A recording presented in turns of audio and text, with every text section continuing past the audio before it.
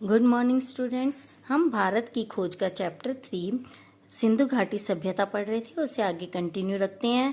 बुद्ध में लोक प्रचलित धर्म, अंधविश्वास, कर्म कांड एवं पुरोहित परपंच और उनके साथ जुड़े हुए निहित स्वार्थों पर हमला करने का साहस था।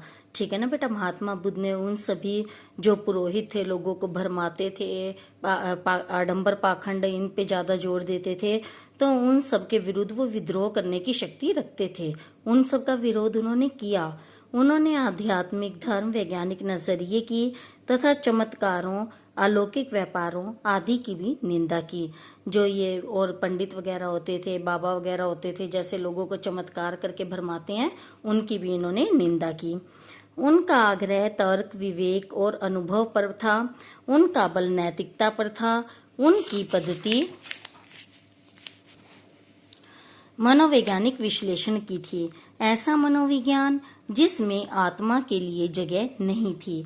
बुद्ध ने वर्ण व्यवस्था पर सीधा वार नहीं किया, लेकिन अपनी संघ व्यवस्था में उन्होंने इसे कोई स्थान नहीं दिया। यह विचित्र और महत्वपूर्ण बात है कि भारतीय इतिहास के लंबे दौर में पुरोहित परपंच और वर्ण व्यवस्था की कठोरता के विरुद्ध बड़े लोगों ने बार बार चेतावनी दी है, फिर भी धीरे धीरे वर्ण व्यवस्था का विकास और विस्तार हुआ है।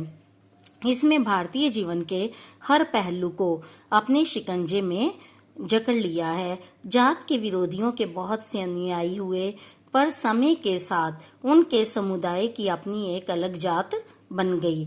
जैन धर्म, जो अपने मूल धर्म के विरोध में खड़ा हुआ था, जात के प्रति सहिष्णु था और खुद उसने अपने को उसके अनुरूप बना लिया था। इसलिए आज भी है, जिंदा है और जारी है, तो लगभग हिंदू धर्म की एक शाखा के रूप में। ठीक है ना बेटा। जो जैन धर्म है, हिंदुओं का ही एक रूप माना जाता है। बौद्ध धर्म ने जाति व्यवस्था को स्वीकार नहीं किया। वह अपने विचारों और दृष्टिकोण में ज्यादा स्वतंत्र रहा। अंततः वह भारत से बाहर निकल गया। गोकी भारत में हिंदूवाद पर उसका गहरा प्रभाव पड़ा। गोकी का मतलब बेटा मैंने बताया था कि जबकि बुद्ध की बुद्ध का संदेश उन लोगों के लिए बहुत नया और मौलिक था जो ब्रह्म ज्ञान की गुत्थियों में डूबे रहते थे। बुद्ध ने अपने शिष्यों से कहा, सभी देशों में जाओ और इस धर्म का प्रचार करो। इस धर्म में सब जातियां आकर इस तरह मिल जाती हैं जैसे समुद्र में नदियां। उन्होंने सबके लिए करुणा का, प्रेम का संदेश दिया, क्योंकि इस संसार में घृणा का अंत घृणा से नहीं होता, घृणा का अंत प्रेम से होता है। अतः मनुष्य को क्रोध पर दया से और बुराई पर भलाई से काबू पाना चाहिए। यह सदाचार और आत्म अनुशासन का आदर्श था। युद्ध में भले ही कोई 1000 आदमियों पर विजय पाले, पर जो अपने पर विजय पाता है, सच्चा विजेता वही होता है। मनुष्य की जाति जन्म से नहीं बल्कि केवल कर्म से तय होती है। ठीक है ना बेटा। आजकल जैसे जो जिस जाति में जन्म लेता है वही उसको उसी जाति का मानते हैं, लेकिन बुद्ध ने कहा कि मनुष्य की जाति कर्म के आधार पर निर्धारित होनी चाहिए। यानी कि जो पढ़ाने का काम करे तो उसे ब्राह्मण होना चाहिए, चाहे वो किसी भी जाति से रिलेटेड हो। पढ़ाने का काम करे तो ब्राह्मण। उन्होंने यह उपदेश ना किसी धर्म के समर्थन के आधार पर और ईश्वर या परलोक का हवाला ईश्वर और परलोक का हवाला देकर दिया। उन्होंने विवेक, तर्क और अनुभव का सहारा लिया और लोगों से कहा कि वे अपने मन के भीतर सत्य की खोज करें। सत्य की जानकारी का अभाव सब दुखों का कारण है।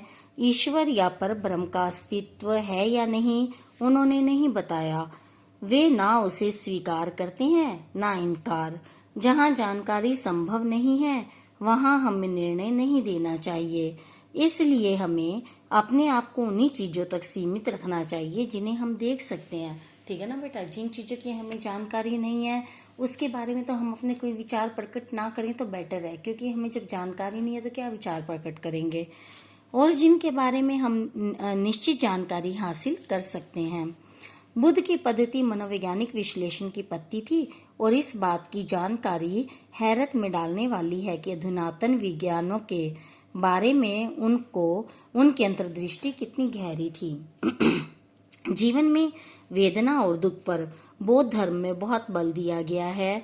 बुद्ध ने जिन 4 आर्य सत्यों का निरूपण किया है, उनका संबंध दुख का कारण, दुख के अंत की संभावना और इसे समाप्त करने के उपाय से है।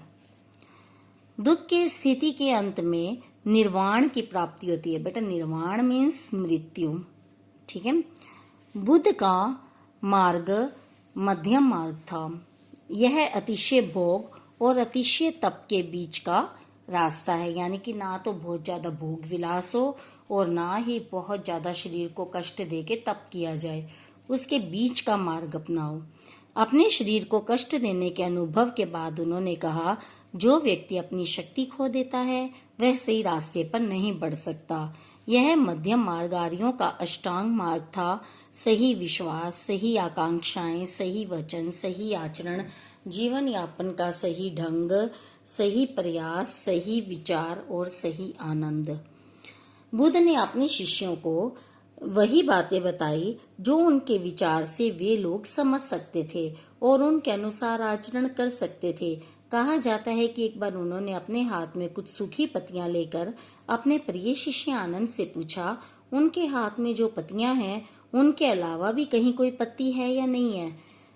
आनंद ने उत्तर दिया, पतझड़ की पत्तियां सब तरफ गिर रही हैं और वे इतनी हैं कि उनकी गणना नहीं की जा सकती। तब बुद्ध ने कहा, इसी तरह मैंने तुम्हें जो मुट्ठी भर सत्य दिया है, किंतु इसके अलावा कई हजार और सत्य ऐसे हैं जिनकी गणना नहीं की जा सकती। ठीक है ना बेटा, हमारे जो जितना हमसे ग्रहण कर सकता है हम किसी को उतना ही तो देंगे। इसका मतलब ये तो नहीं है कि वो चीज उतनी ही है और है ही नहीं। चीज तो बहुत है, लेकिन जितनी जिसकी कैपेसिटी होगी उसको उतना ही दिया जा सकता है। बुद्ध कथा। बुद्ध की यह संकल्पना, जिसे प्यार से भरे अनगिनत हाथों ने पत्थर, संगमरमर और कांसे में ढालकर आकार दिया, भारतीयों के विचारों की समग्र आत्मा की या कम से कम उसके एक तेजस्वी पक्ष का प्रतीक है। कमल के फूल पर बैठे हुए शांत और धीर, वासनाओं और लालसाओं से परे, इस संसार के तूफानों और संघर्षों से दूर, वे इतनी दूर पहुंच से इतने परे मालूम होते हैं जैसे उन्हें पाना संभव नहीं। लेकिन जब हम उन्हें दोबारा देखते हैं तो उनकी आकृति जीवन शक्ति से भरी जान पड़ती है। युग पर युग बीतते जाते हैं पर बुद्ध हमसे बहुत दूर मालूम नहीं होते। उनकी वाणी हमारे कान में धीमे स्वर में कहती है कि हमें संघर्ष से भागना नहीं चाहिए, बल्कि शांत दृष्टि से उनका मुकाबला करना चाहिए तथा जीवन में विकास और प्रगति के और बड़े अवसरों को देखना चाहिए। बुद्ध के बारे में सोचते हुए आज भी हम एक जीती जागती थरथराहट पैदा करने वाली अनुभूति से गुजरते हैं। उस राष्ट्र और जाति के पास निश्चय ही समझदारी और आंतरिक शक्ति की गहरी संचित निधि होगी। निधि मतलब खजाना, संचित मीन्स अपने जो खुद के पास इकट्ठी हुई हो, जो ऐसे भव्य आदर्शों को जन्म दे सकती है। ठीक है, आगे देखिए। चंद्रगुप्त और चाणक्य। मौर्य साम्राज्य की स्थापना। भारत में बौद्ध धर्म का प्रचार धीरे धीरे हुआ। मूल रूप से यह क्षत्रिय आंदोलन था और शासक वर्ग तथा पुरोहितों के बीच संघर्ष का प्रतिनिधित्व करता था। पश्चिमोत्तर प्रदेश पर सिकंदर के आक्रमण से इस विकास को आगे बढ़ाने में विशेष मदद मिली और दो ऐसे विलक्षण व्यक्ति सामने आए जिन्होंने बदलती हुई परिस्थितियों का लाभ उठाते हुए उन्हें अपनी मर्जी के मुताबिक ढाल लिया। वे थे चंद्रगुप्त मौर्य और उनके मित्र, मंत्री और सलाहकार चाणक्य। इन दोनों का मेल बहुत कारगर साबित हुआ। दोनों मगध के उस शक्तिशाली नंद साम्राज्य से निकाल दिए गए थे जिनकी राजधानी पाटलिपुत्र, जिसे आधुनिक पटना के नाम से जाना जाता है, थी। पश्चिमोत्तर प्रदेश में तक्षशिला गए और उन यूनानियों के संपर्क में आए जिन्हें सिकंदर ने वहां नियुक्त किया था। चंद्रगुप्त की भेंट खुद सिकंदर से हुई थी। चंद्रगुप्त और चाणक्य ने राष्ट्रीयता का पुराना पर चिर नवीन नारा बुलंद किया। चिर नवीन, जो हमेशा से नया रहा हो, करके विदेशी आक्रमणकारी के विरुद्ध लोगों को उत्तेजित किया। यूनानी सेना को खदेड़कर तक्षशिला पर अधिकार कर लिया गया। राष्ट्रीयता की पुकार सुनकर बहुत से लोग चंद्रगुप्त के साथ हो गए और उन्हें साथ लेकर चंद्रगुप्त पटना तक पहुंच गया। सिकंदर की मृत्यु के 2 ही वर्ष में उसने पाटलिपुत्र पर अधिकार करके मौर्य साम्राज्य की स्थापना की। लिखित इतिहास में पहली बार एक विराट केंद्रीय राज्य की स्थापना हुई। पाटलिपुत्र इस महान साम्राज्य की राजधानी था। यह नया राज्य था कैसा? सौभाग्य से हमें इसका पूरा ब्यौरा मिलता है। भारतीय भी और यूनानी भी दोनों प्रकार के सबूत मिल गए हैं। एक विवरण सिल्यूकस के राजदूत मेगास्थनीस ने छोड़ा है और दूसरा है कौटिल्य का अर्थशास्त्र, जो कहीं अधिक महत्वपूर्ण राजनीति शास्त्र है और उस समय की रचना है। कौटिल्य चाणक्य का ही दूसरा नाम है। वह हर दृष्टि से बड़ा आदमी था, बुद्धिमानी में भी और कर्मठता में भी।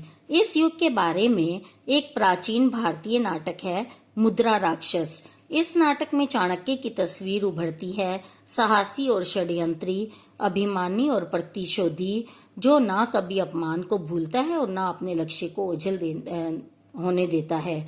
ठीक है ना बेटा? बहुत ही साहसी था और दिमाग बहुत तेज बताते हैं चाणक्य का। दुश्मन को धोखा देने और पराजित करने के लिए वह हर तरीके का इस्तेमाल करता है। वह साम्राज्य की बागडोर हाथ में संभाले रहता है और सम्राट को स्वामी की तरह नहीं बल्कि एक प्रिय शिष्य की तरह देखता है। अपने जीवन में वह सादा और तपस्वी है। ऊंचे पदों की शान शौकत में उसकी दिलचस्पी नहीं है। जब वह अपनी शपथ पूरी कर लेता है और अपने उद्देश्य में सफल हो जाता है तो वह सेवानिवृत्त होकर चिंतन मनन का जीवन बिताना चाहता है। अपने लक्ष्य को पूरा करने के लिए शायद ही कोई ऐसी बात रही हो जिसे करने में चाणक्य को किसी प्रकार का संकोच नहीं होता, यानी कि वो हर तरह का कर्म करने के लिए तत्पर था, बस उसे ऊंचा पद नहीं चाहिए था। ओके बेटा, काफी हो गया, आगे नेक्स्ट वीडियो में करेंगे। Okay bye.